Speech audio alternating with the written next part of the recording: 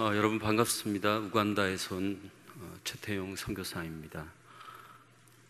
존경하는 우리 장성훈 목사님, 그리고 당회에서 귀한 시간을 허락해 주셔서 감사합니다. 오늘 아프리카 우간다에서 어떤 사역들이 진행되고 있는지 함께 나누고 또 함께 기도하는 그런 귀한 시간이 되기를 바랍니다. 여러분, 저는 한국에 들어와서 가장 우선적으로 건강검진을 했습니다. 다행히 건강에 큰 문제가 없다는 결과를 받았고요. 그리고 이곳저곳 교회와 신학교를 방문했는데, 제가 신학교와 교회를 방문하면서 굉장히 큰 충격을 받은 것 하나를 나누고 싶습니다. 저희가 신대원 시험을 보고 또 신학 공부를 할 때만 해도 경쟁이 굉장히 치열했습니다.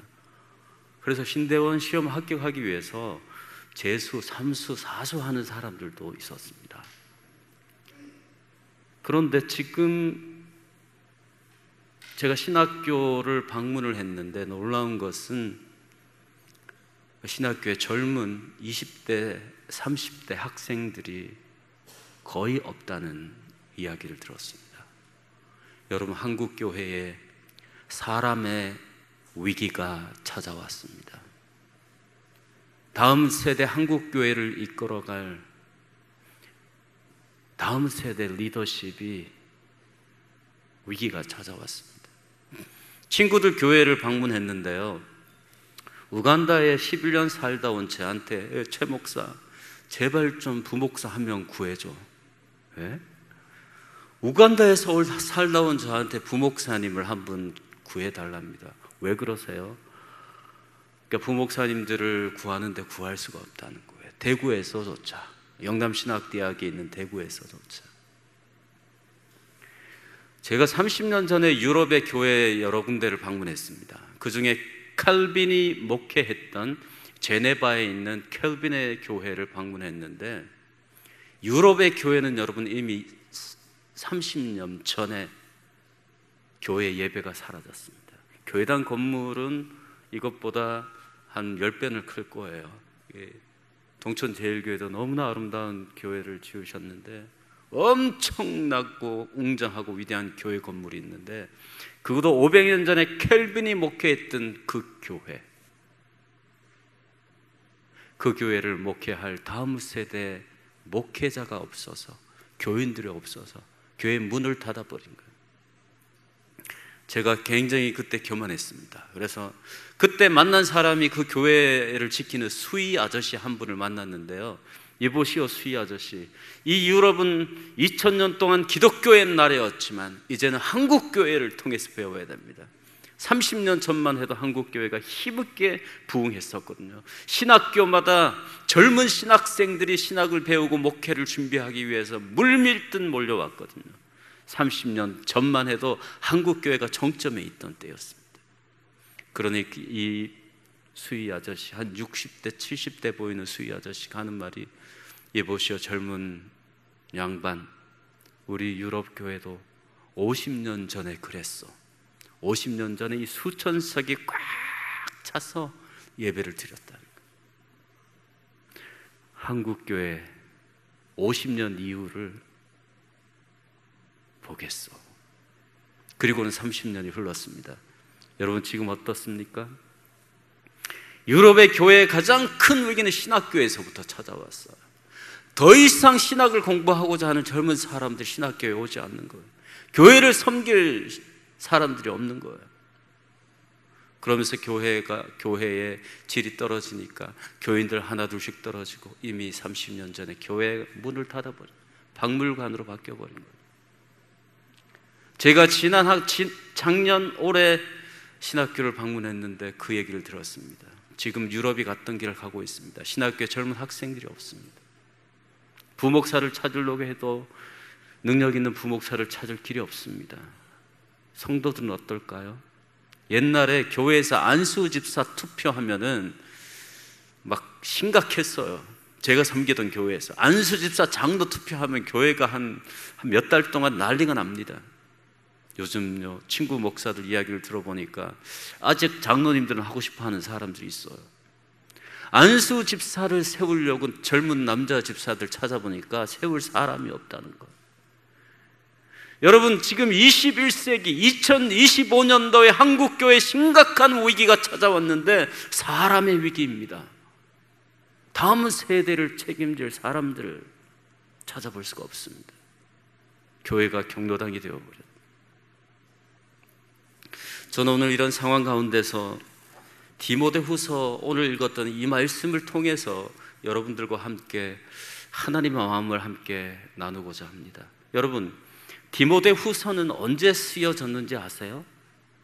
디모데후서는요 사도 바울이 1, 2, 3차 전도 여행을 마치고 때로는 헐벗고 때로는 굶주리고 때로는 유대인과 헬라인들의 그 배반과 그리고 박해 가운데서 때로는 배가 파손해서 죽을 뻔한 그런 1, 2, 3차 여행을 마치고요 이제 마지막에 로마 병사에 잡혀서 투옥된 상태에서 그때 이 사도 바울은 알고 있었습니다. 이제 내가 더 이상 옥문 밖으로 나가서 전도할 수 있는 상황이 아니구나. 다시 말하면 디모데후서는 1, 2, 3차 전도여행을 마치고 사도 바울이 죽음을 앞두고 순교를 앞두고 다음 세대를 생각하면서 남긴 마지막 유언과 같은 그런 말씀입니다. 특별히 여러분 다음 세대에 대한 열망이 있으시면 이 디모데후서를 잘 읽어보세요.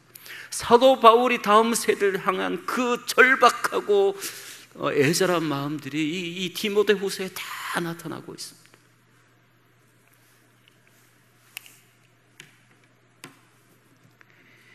여러분, 사도 바울은 2차로 투옥되어서 드디어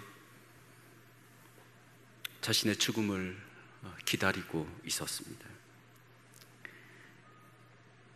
20년 동안의 전도 여행을 통해서 몸과 마음이 많이 지쳐 있었습니다. 그것보다 사도 바울을 괴롭힌 것이 하나 있었는데요, 그것은 바로 다음 세대를 생각하면 잠이 오지 않았습니다. 내가 죽은 이후에 이 초대 교회가 어떻게 될 것인가?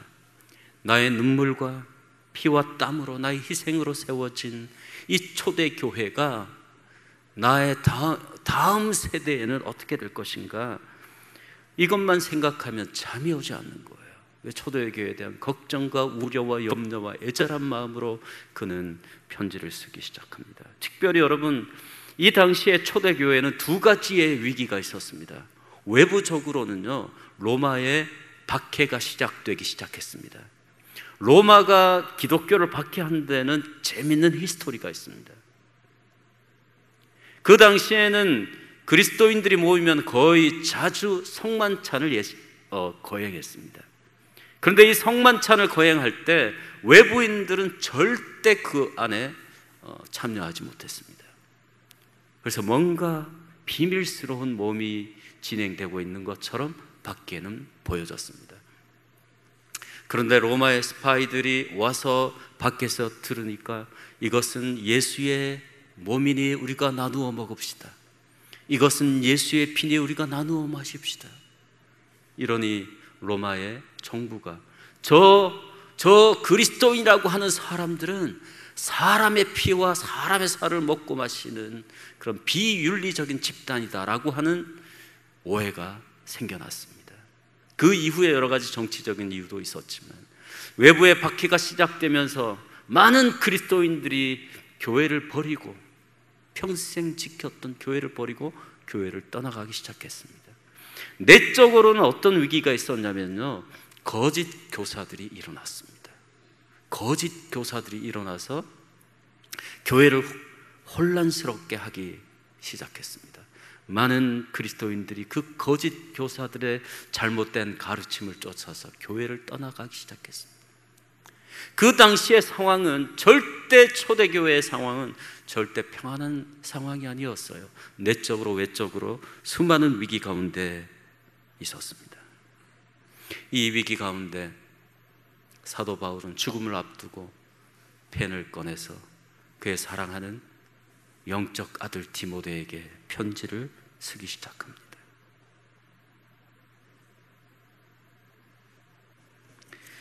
여러분, 이 바울과 디모데는 어떤 관계일까요? 바울과 디모데는 4절에 보면 이런 말씀이 있습니다. 디모데의 눈물이 등장합니다. 디모데가 바울 앞에서 여러 번 울었다고 말합니다. 왜 디모데는 사도 바울 앞에서 여러 번 울었을까요? 디모데는 영적인 아들이었고 바울은 영적인 아버지였습니다. 근데 디모데가 사도 바울을 생각하면서 울었다는 거예요.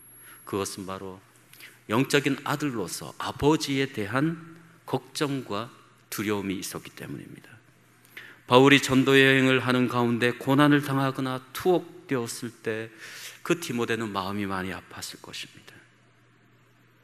그리고 그 아버지가 어떻게 될지 많은 걱정이 앞서서 아버지만 생각하면, 사도 바울만 생각하면 눈물이 나는 거예요. 그래서 눈물로 기도했다고 나타나요. 또 다른 이유는 젊은 목회자의 외로움과 부담감을 우리가 알 수 있습니다. 에베소 교회는 결코 쉬운 교회가 아니었어요. 거짓 교사들이 출몰했고요, 교회 지도자들이 젊은 목회자 디모데를 그냥 두지 않았고 흔들었고요, 많은 교인들이 교회를 떠나가기 시작했습니다. 그리고 이 디모데는 굉장히 연약한 사람이었어요. 몸도 마음도 연약하고 마인드도 약한데, 사람들이, 그 교회 지도자들이 잘못된 사상을 받아들여서 그 지도자를 흔들고, 그리고 교회를 떠나가고, 이런 일들이 결코 쉬운 일이 아니었습니다. 그래서 디모데는 자기의 사역 가운데서 아버지를 생각하며, 내 아버지 바울이 나에게 있었으면 나에게 어떤 이야기를 했을까, 그걸 생각하면서 많이 울곤 했었습니다.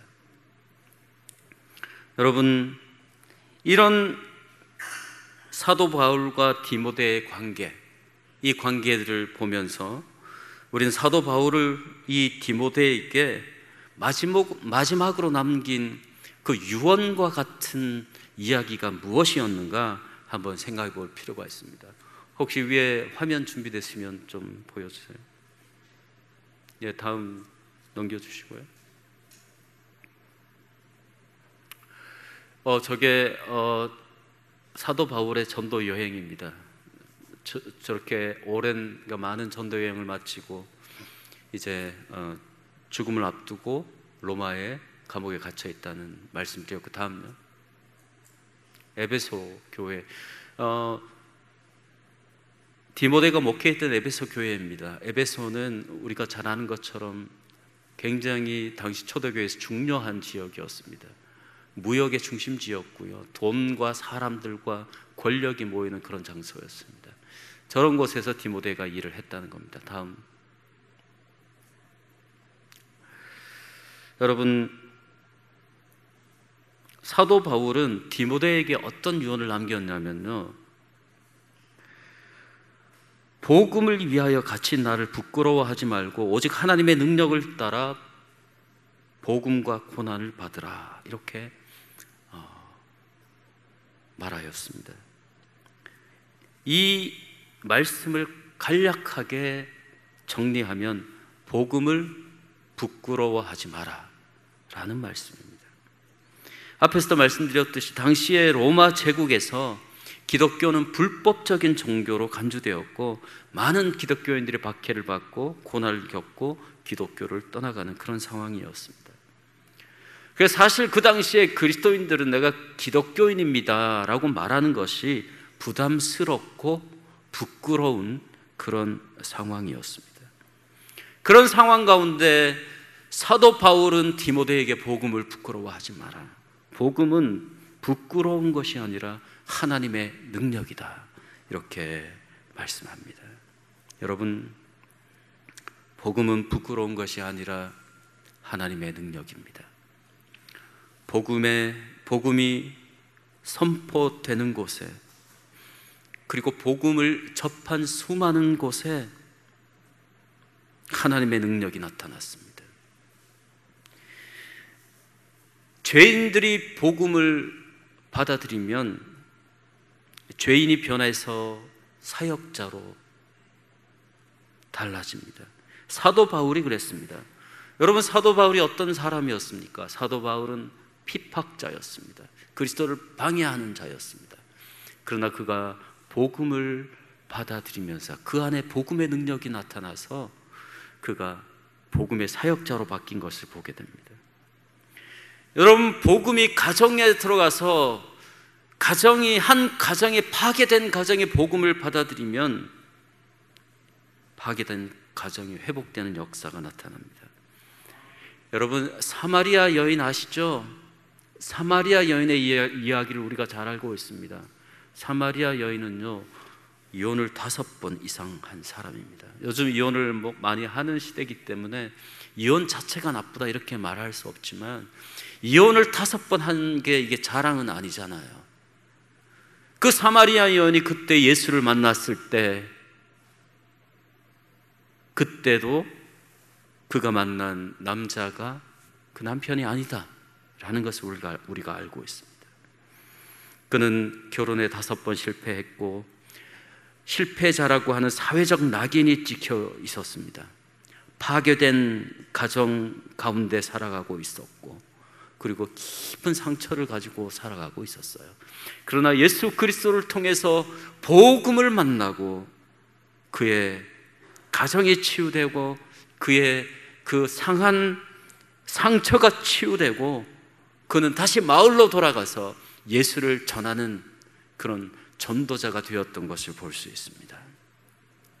여러분, 복음을 받아들인 나라마다 그 나라가 회복되고 복음의 역사가 강력하게 나타났던 교회마다 그 교회가 회복되는 것을 우리가 볼 수 있습니다. 1907년에 웨일즈에서, 1906년에 미국의 아주사라고 하는 곳에서, 1907년에 평양에서 복음의 능력이 나타나기 시작했습니다. 여러분, 이 시대의 대표적인 특징이 있습니다. 이 시대의 영국과 미국과 그리고 조선 땅에 대표적인 특징이 있는데, 그 특징이 뭐냐 하면 대부분의 교회가 도덕적인 영적인 침체에 빠져 있었습니다. 특히 미국이나 영국은 더 심각했습니다. 물질주의와 세속주의가 교회에 침투해서 교회가 더 이상 영적인 리더십을 발휘할 수 없는 그런 상황이 되었습니다. 교회는 위기를 맞이했고 각각의 나라들도 흔들리고 있었습니다. 영적인 위기는 사회의 도덕적인 위기, 그리고 사회적 혼란을 가지고 왔습니다. 여러분, 조선시대 때 우리나라가 일제 식민지로 있을 때, 그때 사회적인 좌절과 절망이 한국 사회를 뒤덮었고 그게 도덕적 타락이나 또는 사회 혼란으로 왔던 것을 우리가 알고 있습니다. 그러나 각각의 위기에 처한 나라마다 하나님께서 복음의 능력을 가진 자들을 보내주셨는데, 에반 로버츠라고 하는 웨일즈의 복음 사역자가, 윌리엄 세무어라고 하는 그 미국의 복음 사역자가, 김익두 최상훈이라고 하는 평양교회를 뒤집었던 그 복음의 선포자들이 있었고, 그들의 성령의 능력을 의지해서 예수 그리스도의 복음을 전했을 때 수많은 사람들이 하나님 앞에 회개하고 돌아왔고 교회가 회복되었습니다. 교회가 회복되니까 나라가 회복되기 시작했습니다. 그 이후에 미국과 영국이 전 세계 수많은 선교사를 파송했고요, 그때 미국의 청년들이 손을 들고 하나님 앞에 서원했습니다. 하나님, 제가 저 아프리카 땅으로 그리고 아시아 땅으로 선교사로 가겠습니다. 그 숫자가 무려 10만 명이었습니다. 우리나라 작은 중소도시 인원만큼 10만 명의 청년들이 하나님 앞에 두 손 들고 제가 선교사로 가겠습니다. 제가 조사를 해보니까요, 그 10만 명 중에 5만 명이 실제로 선교사로 파송됐어요. 나머지 5만 명은 직업을 가지고 그리고 비즈니스맨이 되어서 보내는 선교사로서, 후원하는 선교사로서 삶을 살았고, 지금은 여러분 미국 13만 명의 선교사가 세계 곳곳을 누리며 주의 복음을 전하고 있습니다. 여러분, 한국의 대평양 부흥운동이 일었을 때 그 안에 놀라운 부흥의 역사가 나타났습니다. 화면 보여주시죠. 1973년도 여의도에 200만, 300만이 넘는 그런 사람들이 그리스도인들이 모여서 하나님 앞에 엎드려서 기도하기 시작했습니다. 그때 제가 아주 어릴 때인데요, 저희 어머니가 갑자기 밥솥을 하나 준비하시고 무슨 티셔츠를 하나 입으셨는데 거기에 지구 본 그림이 그려져 있었습니다. 나는 보았네. 그러면서 저 어머니가 저를 향해서, 예, 태용아, 엄마가 한 일주일 동안 어디 갈 건데 엄마가 돌아올 때까지 잘 동생들 잘 돌보고 지키고 있거라 하면서 가셨어요. 그리고 한 며칠이 지나서 어머님이 돌아오셨는데 어머님 얼굴이 환하게 은혜가 충만해서 돌아오셨습니다. 그때 저는 엄마가 집을 나가서 도망가시는 줄 알았어요. 그런데 그때 어머니가 저 여의도 그 수백만 명이 모이는 저곳에 가서 하나님 앞에 기도하면서, 하나님, 제 첫째 아들, 제 장남 최태형을 하나님께 드리고 목사로 세우겠습니다 라고 서원을 하셨어요. 그 이후에 한국교회가 힘있게 성장하기 시작했고, 이제는 세계에서 두 번째로 선교사를 많이 파송하는 그런 위대한 기독교의 나라로 성장하였습니다. 여러분, 복음은 부끄러운 것이 아닙니다. 복음에는 하나님의 능력이 있습니다. 복음이 선포되는 사람들, 복음을 받아들이는 사람들은 하나님의 사역자로 바뀌는 역사가 나타나고, 복음이 파괴된 가정에 들어가면 그 가정들이 회복되는 역사가 나타나고, 복음이 침체된 교회와 침체된 나라 가운데 선포되면 교회가 회복되고 나라가 회복되는 역사가 나타납니다. 할렐루야. 다음 세대를 바라보면서 한국교회 안에 새로운 복음의 역사가 나타나야 될 때이다 라는 생각들을 많이 했습니다. 목회자들의 고민 중에요, 한 가지인데, 제가 한국 와서 친구 목사들 만나서 들은 얘기, 장로님들은 모르겠습니다. 저희 아버지가 장로인데 아버지하고 얘기하면 비슷한 상황인 것 같아요. 현재 한국교회 목회자들 고민 중에 하나가 뭐냐면, 자식들이 더 이상 교회를 가려고 하지 않는다는 거. 장 목사님 두 아들은 신앙생활 잘하는 걸로 알고 있습니다. 저도 딸이 둘이 있는데 교회 잘 출석하고 있습니다. 하나는 서울에서, 하나는 대구에서. 친구들 만나보면 특히 서울로 대학을 보낸 아이들은 반 이상이 교회를 안 가려고 한다. 장로님들 자녀분들은 잘 모르겠습니다. 여러분, 사도 바울이 죽음을 앞두고 투옥된 상태에서 다음 세대를 생각하니 잠이 오지 않았습니다. 그리고는 그는 마지막 펜을 꺼내서 유언을 남깁니다. 복음을 부끄러워하지 마라. 복음은 하나님의 능력이다. 그 이후에 보면 디모데후서 4장에 걸쳐서 5가지, 6가지 사도 바울의 부탁이 나타나 있습니다. 저는 여러분들에게 이렇게 한번 물어보고 싶습니다. 여러분들에게는 다음 세대를 부탁할 디모데가 있습니까?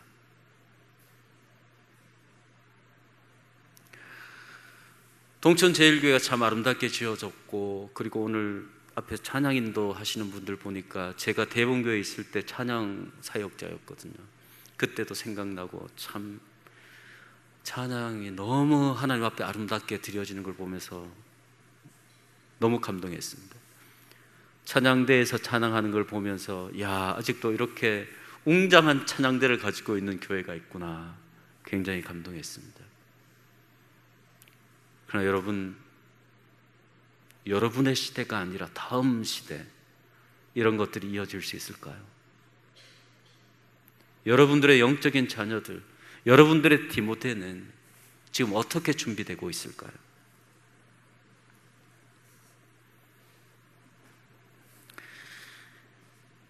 여러분, 우리 시대의 마지막 남은 소명이, 하나님으로부터 받은 소명이 있다면 다음 세대를 위한 영적인 디모델을 키우는 것, 그게 아닐까요?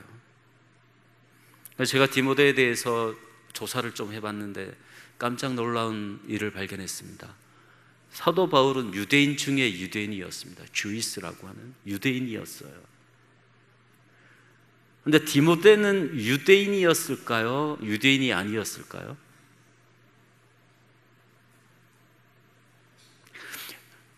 여러분, 디모데는요, 어머니는 유대인이었어요. 할머니 로이스와 어머니 유니게를 통해서 내가 너의 신실한 믿음을 본다. 그러니까 디모데는 어머니 쪽으로는 유대인 계통이었어요. 그런데 아버지는 헬라인이었어요. 여러분 보세요. 사도 바울이 다음 세대의 영적인 리더십을 세우는데 굳이 유대인을 선택하지 않았습니다. 요즘 말하면 다문화예요. 다문화. 아버지가 외국인이에요. 헬라인이었어요. 그러니까 사도 바울은 다음 세대의 영적인 지도자를 세울 때 자기 교회 안에서 이렇게 뽑아서 세우지 않았다는 겁니다. 오히려 그 에베소에 있는 이방인, 반은 이방인의 피가 섞인 이방인을 다음 세대 리더로 세웠다는 거예요. 아까 제가 말씀드렸죠. 에베소는 정말 당시에 중요한 곳이었습니다. 무역의 중심지였고 돈이 모이고 사람이 모이고 정치와 권력이 모이는, 그래서 그 에베소를 장악하면 유럽 선교가 가능한, 지정학적으로 굉장히 유럽 선교의 중요한 곳이었습니다. 그곳을 섬기고 있는 디모데를 다음 세대 영적인 지도자로 세우고 그를 끊임없이 후원하고 그를 끊임없이 격려하고 다음 세대 리더로 세웠습니다. 여러분, 유대에서 그 에베소까지 얼마나 거리가 되는지 아세요? 무려 1,500km나 됩니다. 우리나라 서울에서 부산까지가 보통 400km라고 합니다. 서울에서 부산까지 4번이나 갈 수 있는 거리, 그 엄청난 거리에 있는 에베소에서 사역하는 디모데를 그는 다음 세대의 리더로 세웁니다. 왜냐하면 그 에베소가 그 당시에 기독교에 있어서 영적으로 그리고 복음적으로 너무나 중요한 곳이었기 때문입니다. 그는 유럽으로 들어가는 관문, 무역과 소통의 중심지였던 에베소를 섬기는 이방인, 무려 1,500km나 떨어진 그 에베소 땅에 유약한 디모데를 세워서 다음 세대 교회를 섬기는 리더로 세워나갑니다. 여러분, 제가 앞에서도 말씀드린 것처럼요, 모든 선교의 역사들 공부해 보면 위대한 선교의 운동 뒤에는 항상 그 부흥운동이 있었습니다. 18세기, 19세기에 유럽의 교회가 막 위기, 영적인 도덕적 위기가 있었는데 그때 유럽 교회 안에 부흥운동이 나타났습니다. 그래서 18, 19세기는 유럽이 세계 선교를 리더했습니다. 20세기 초반에, 19세기 후반, 20세기 초반에 미국 교회 안에 부흥운동이 나타났습니다. 1차, 2차, 3차 부흥운동, 마지막으로 아주사 지역에서 부흥운동이 나타났고 그때 10만 명의 청년들이 하나님 앞에 헌신하고 세계로 흩어져서 복음을 전했습니다. 1973년 여의도 대부흥운동을 통해서 수만 명의 젊은이들이 하나님 앞에 결단하고 목회자가 되고 선교사가 되어서 지금 여러분, 아프리카 땅, 세계에서 가장 열악한 아프리카 땅에 한국인 선교사가 없는 데가 없어요. 한국 기업은 없어도 한국 선교사가 없는 데가 없습니다. 다음 지역은 어디입니까? 이미 유럽은 교회가 문을 닫았고요. 미국 교회는 지금 디클라인, 무너지기 시작했고요. 한국 교회 지금 사람의 위기가 왔습니다. 하나님은 시기 때마다 복음의 바톤을 다음 세대로 물려주셨습니다. 유럽에서 미국으로 바튼을 주시고 미국에서 아시아, 특히 한국으로 바튼을 주셨고 우리가 지금 이 바튼을 잡고 열심히 달리고 있는 중입니다. 우리도 언젠가는 이 복음의 바톤을 다음 세대 그리고 또 다른 대륙에게 물려줘야 되는데 지금 전 세계에서 유일하게 성장하고 힘있게 성장하고 있는 지역이 있는데 거기가 바로 아프리카입니다. 여러분, 아프리카가요, 교회가 힘있게 일어나고 있습니다. 저는 확신하는데요, 하나님께서 21세기에 아프리카 교회를 세계 교회와 세계 선교를 위한 새로운 리더로 사용하실 것입니다. 그 일을 위해서 한국 교회가 마지막 남은 소명을 감당해야 할 줄 믿습니다. 선교는 무엇인가? 이렇게 질문하면 저는 선교는 사람을 키우는 일입니다. 이렇게 말씀을 드립니다. 화면 좀 띄워주시죠. 저기는 제가 섬기고 있는 모든 민족 신학교라는 학교의 신학교의 졸업식 사진입니다. 우간다가 동아프리카의 딱 중간에 있습니다. 그래서 그 옆에 보면요, 케냐, 탄자니아, 루안다, 부룬디, 콩고, 남수단 뭐 이런 나라에서 저희 학교에 공부하러 와요. 그래서 저희 학교는 2년 동안 풀로 공부를 시켜서 나중에 목회자로 저런 나라로 파송하게 됩니다. 지금 아프리카에서 교회는 힘있게 성장하지만 대부분 교회들이요, 신학적인 훈련을 제대로 받지 않았기 때문에 교회가 굉장히 위험한 상황에 처해 있습니다. 주로 어떤 교회들이 많이 막 힘있게 성장하냐면 물을 팔아먹는 교회가 있어요. 물 한 병에 한국 돈으로 막 10만 원씩 팔아요. 그래서 이것은 홀리 워터, 거룩한 물이라서 여러분 밥 지을 때 이 물을 한 바구리 딱 떨어뜨려서 밥을 지으면 여러분 오장육부가 달라지고, 이게 맞는 말입니까? 뿐만 아니라 이런 그 핸드킬, 손수건을 파는 교회들도 있어요. 그리고 담임 목사에게 기도 받으려면 100만 원, 200만 원 들고 와서 뇌물 바치듯이. 지금 우간다의 아프리카의 교회는 성장하고 있는데 그 성장하는 교회의 방향을 잘 잡아갈 신학교가 부족하고 목회자가 부족한 그런 상황입니다. 이미 큰 배가 준비되었는데 그 배를 제대로 운전해 갈 수 있는 지금 운전사들, 이런 사람들을 훈련시키는 일들이 너무나 필요한 상황입니다. 그래서 저는 저 신학교에서 조직신학, 여러분 담임 목사님이 전공하셨던 그 조직신학을 강의하고 있습니다.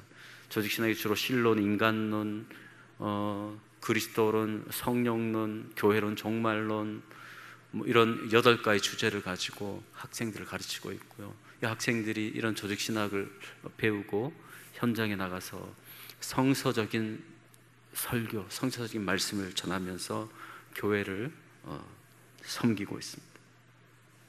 그 다음, 여기는 제가 섬기고 있는 초등학교인데요, 학교 이름이 희망의 언덕 초등학교입니다. 영어로 하면은 Hope Hill Elementary School 이렇게 부르고 있습니다. 저 말은 곧 학교가 어디에 있다고요? 언덕 위에 있습니다. 학교가 언덕 위에 있고요, 그 언덕은 원래 어떤 곳이었냐면 무당들이 와서 제사 지내는 그런 곳이었습니다. 일주일에 한두 번씩 그 전 시가지가 보이는 그 언덕에 올라와서 무당들이 실제로 소를 잡고 양을 잡고 제사를 지내던 곳이었는데, 제가 그걸 모르고 그 땅을 사서 학교를 지으려고 하는데 그 무당들이 제사를 지내는 그 옆에는 학교 허락이 안 나는 거예요. 결국은 우리가 학교 짓는 걸 포기하든지 아니면 그 사람들이 거기서 떠나가든지 둘 중 하나만 남는 그런 상황이었습니다. 이미 한국 교회에서 학교를 지으라고 헌금이 도착한 상황이었고, 그리고 그곳에 땅을 잡고 학교를 지으려고 하는데 그런 문제가 생겼습니다. 그래서 하나님 앞에 기도했습니다. 하나님, 여기에 학교를 지어야 되는데 저분들이 이곳에 계속 있으면 학교가 안 되겠습니다. 하나님 해결해 주세요. 저는 한 달 정도 기도하면 문제가 해결될 줄 알았는데 한 달이 지나고 두 달이 지나고 세 달이 지나도 그분들이 떠나가지 않았습니다. 한 1년 정도 지났는데 1년 정도 지나도 계속해서 그곳에 와서 그 우상에게 예배하고, 영어로 sacrifice라고 하는 희생제사를 드리는 그런 일들이 계속 지속 반복되었습니다. 근데 그 무당들이 주로 어떤 일을 하냐면요, 사람들과 사람들 사이에 이권 관계에 개입해서 사람을 살해하기도 하고 독을 쓰기도 하고 그런 일들을 감당하는데 2년 동안 계속해서 하나님 앞에 기도하고 그리고 선포했는데 그분들이 떠나가지 않았습니다. 그런데 어느 날 저희 제자들과 함께 그 언덕에 방문을 했는데 그 제단이 깨끗하게 청소되어 있고 그분들이 사라졌습니다. 그래서 그 지역 주민들에게 물어보니까 한국인 선교사 한 명과 그리고 우간다 목회자들이 거기 와서 매일 기도하는데 이거 잘못하면 큰일 날 것 같아서 자기들이 짐을 싸서 그냥 도망갔다고 그렇게 하는 이야기를 들었습니다. 그리고는 여러분 학교를 짓고요, 그곳에다 이름을 희망의 언덕 초등학교 이렇게 지었습니다. 그래서 이 학교가 지금 많이 커져서 학생들이 지금 많이 늘어났고요, 그리고 학생들이 다음 세대의 디모데와 같은 아이들이 저곳에서 배우고 또 훈련받고 있습니다. 학생들이 커지니까 교실이 부족해서 저 교실 중간에 저기 합판을 치고 교실을 나누어서 지금 공부를 하고 있습니다. 그리고 책상이 너무 오래되어서, 여러분 책상 보이시죠? 요즘 우간다에서 저런 책상을 잘 안 쓰는데 책상이 너무 낡아서 저런 책상을 좀 교체해야 되는 그런 상황이고, 그리고 상황이 되면은 교실을 한 4칸이나 5칸 정도 새롭게 더 건축해야 하는 그런 상황입니다. 다음. 여러분 여기는 뭐냐 하면 복도인데요, 복도인데 식당이 없어서 아이들이 저 복도에 앉아서 밥을 먹고 있는 장면입니다.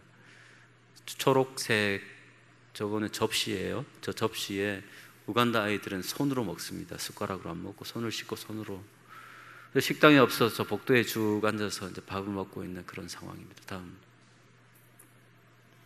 이게 뭐냐 하면 여러분 기숙사입니다. 기숙사인데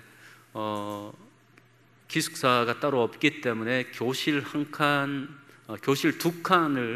따로따로 나누어서, 하나는 여학생 기숙사, 하나는 남학생 기숙사 이렇게 나누어서 아이들을 재우고 또 공부시키고 있습니다. 지금 보시는 것처럼 기숙사의 모든 공간이 꽉 찼습니다. 그러니까 학생들이 계속해서 몰려오기 때문에 이게 꽉 차서 다시 기숙사도 좀 확장해야 하는 그런 상황입니다. 다음.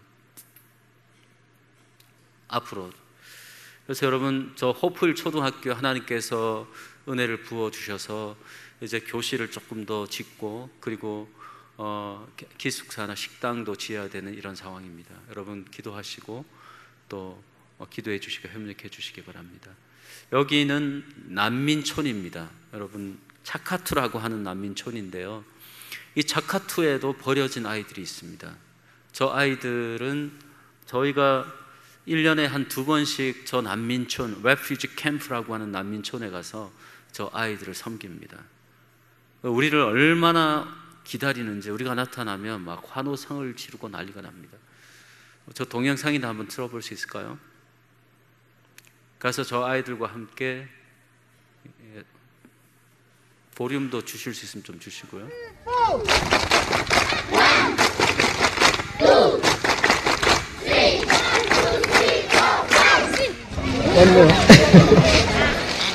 Again! 1, 2, 3, 4! 1, 2, 3, 4, 5! I need Saudi Jew. Saudi Jew. Saudi Jew. 아하. 우리 피차게. 네, 볼륨을 조금 낮추셔야 될 것 같아요. 아이들하고는 저런 게임을 하면서 예수 그리스도의 복음을 전하고요. 얘들은 누구냐면 중학생, 고등학생들. 대부분의 중고등학생들이 학교 수업을 받지 못합니다. 이 아이들에게 할 말이 없어요. 그래서 제가 갈 때마다 저 아이들을 모아놓고 말씀을 선포하고 그리고 비전 캠프를 하는데 이 아이들에게 하나님으로부터 받은 달란트가 무엇인지 그걸 잘 발견하고 또 그걸 잘 이용해서 니네 삶을 성공적으로 살면 좋겠다. 그래서 손흥민 이야기, 김연아 이야기 이런 분들 자기의 탤런트를 잘 발견해서 그걸 잘 실현시켜서 성공한 케이스들 이야기를 해주면 되게 좋아합니다. 그래서 이 친구들 만날 때마다 제 마음 가운데 정말 눈물이 부를 때 일어날 때가 많이 있습니다. 이 친구들과 함께 하나님을 찬양하며 또 하나님의 마음을 나누었던 영상인데 잠깐 영상 볼 수 있을까요?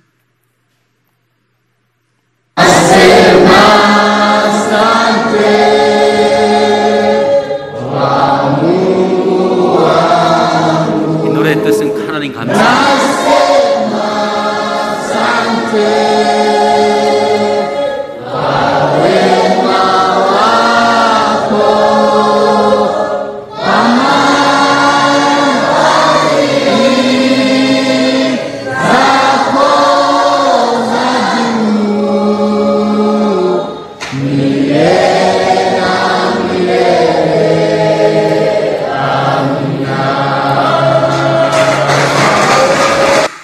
감사합니다.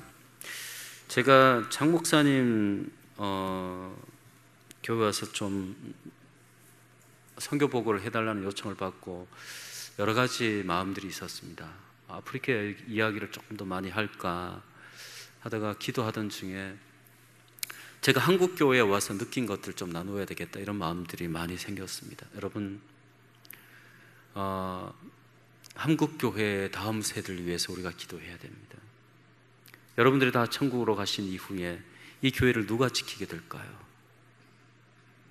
그 다음 세대 영적 디모델을 위해서 기도해야 합니다. 뿐만 아니라 여러분 하나님의 선교 운동의 역사를 생각하면서 우리가 기도해야 합니다. 여러분 다 성숙한 그리스도인들이잖아요. 하나님이 한국에서만 역사하십니까? 그렇지 않습니다. 하나님의 활동의 무대는 전 세계이고 우주이고 열방입니다. 하나님이 한국교회를 쓰시고 또 쓰셨습니다. 우리가 인정해야 할 것은요, 하나님께서 또 다른 세계교회의 선교운동을 위해서 또 다른 대륙, 또 다른 나라, 또 다른 교회를 준비하고 계신다는 겁니다. 우리가 가진 마지막 소명이 있다면 우리가 받은 축복들을 우리의 다음 세대의 이 복음의 리더들에게 잘 물려주는 이런 것들이 하나님이 우리에게 주신 마지막 소명이 아닌가, 이런 생각들을 많이 했습니다. 여러분, 사도 바울은 디모데만 생각하면 눈물이 났어요. 근데 그 디모데는 유대인이 아니었고 이방인이었습니다. 1500km 떨어진 그곳에 있는 젊은 청년 하나를 붙잡고 기도했을 때 그 연약했던 청년이 사도 바울의 뒤를 잇는 위대한 지도자가 되었습니다. 저는 여러분들에게 주님의 이름으로 부탁드립니다. 21세기 세계교회를 섬길 대륙은 아프리카입니다. 지금 우리가 그들을 잘 섬기고 우리가 그들을 좋은 방향으로 리드하고 우리가 역량이 있고 힘이 있을 때 그들을 잘 섬기면 10년, 20년, 30년 이후에 아프리카가 우리 한국교회와 전 세계를 섬기게 될 것입니다. 여러분, 그것이 제가 가진 비전이고 그리고 그것이 여러분들에게 나누고 싶어 하는 사도 바울의 마음이요, 제가 가지고 있는 마음입니다. 계속해서 동부 아프리카 우간다에 관심을 가지고 기도해 주시고 후원해 주셔서 감사합니다. 저는 8월 15일 날 다시 우간다로 돌아갑니다. 여러분, 우간다의 모든 민족 신학교, 그리고 희망의 언덕 초등학교, 그리고 차카투 난민촌, 그 모든 사역을 위해서 기도해 주시고, 또 영적인 디모데를 생각하면서 끊임없이 기도해 주시기를 주님의 이름으로 요청합니다. 기도하겠습니다.